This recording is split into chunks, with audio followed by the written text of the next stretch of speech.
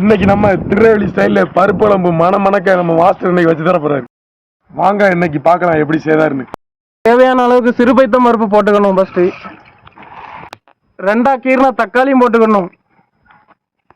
கீரி வச்ச மிளகா, வெட்டி வச்ச வெங்காயம், பெரிய வெங்காயம், உருளைக்கிழங்கு மற்றும் கத்திரிக்காய் இவ்வளோத்தையும் சேர்த்து மொத்தமாக போட்டணும். ஒரே டைம்ல எல்லாத்தையும் போட்டு அவிய விடணும். அப்படி கொஞ்ச நேரம் இது அப்படியே வேகட்டும். நம்ம மசாலா ரெடி பண்ணிக்கலாம். கொஞ்சம் தேங்காய் அரைச்சாச்சு, அதுக்கு மேல உள்ளியும் சீரகமும் போட்டு அரைக்க போறோம். மசாலா அம்மியில வச்சு அரைச்சாதாங்க டேஸ்டா இருக்கும். கீரை கடைஞ்ச மாதிரி கடைஞ்சிடலாம். கடைஞ்சாதான் நல்லா டேஸ்டா இருக்கும். கரைச்சி வச்ச புளிய மாஸ்டர் இப்ப ஊத்த போறாரு. அரைச்ச தேங்காய் சீரம், உள்ளி, அடுத்த மஞ்சள் பொடி, கொஞ்சம், அடுத்த வத்தல் பொடி கொஞ்சோண்டு.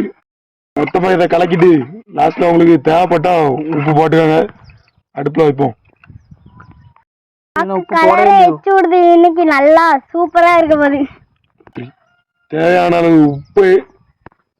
அடுத்த எல்லாத்தையும் கலக்கி நம்ம அடுப்புல வச்சுக்கலாம். கொதிக்க விடாது. முறை பொங்கினோடனே இறக்கிடணும். அவ்வளோதான். குழம்பு நல்லா நுர மாதிரி வந்துட்டு மேலே கொதிக்க விடக்கூடாது. இப்போ நம்ம குழம்பு இறக்கிக்கலாம். இப்போ எண்ணெயை ஊற்றி தாளிக்க போறேங்க. கடுகு போட்டுக்கலாம். கடுகு நல்லா பொரிஞ்சுட்டு அடுத்து சின்ன வெங்காயம் போட போறோம். கொஞ்சம் கருவேப்பிலை கொதிச்சுக்கிட்டு வெங்காயம் கரைஞ்சிட்டு ஃப்ரெண்ட்ஸ் தாளிச்சு குழம்புல ஊற்றிடலாம்.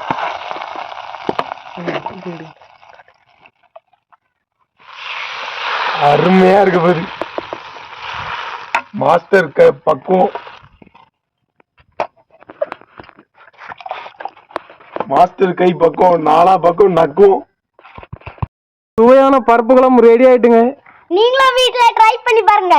நம்ம வீடியோ பிடிக்கணும் நம்ம சைடுல சப்போர்ட் பண்ணுங்க. கொஞ்சம் எங்களுக்கும் சப்போர்ட் பண்ணுங்க. இந்த வீடியோல சந்திப்போம். நம்ம வீடியோவை சப்ஸ்கிரைப் பண்ணுங்க.